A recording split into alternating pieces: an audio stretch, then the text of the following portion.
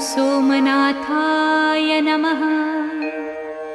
ॐ मल्लिकार्जुनाय नमः।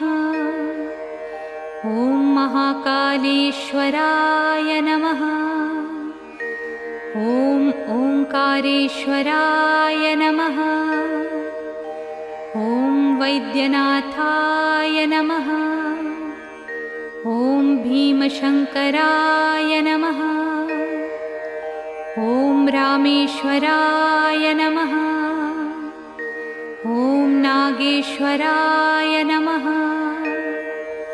ॐ विश्वेश्वराय नमः। ॐ त्र्यंबकेश्वराय नमः।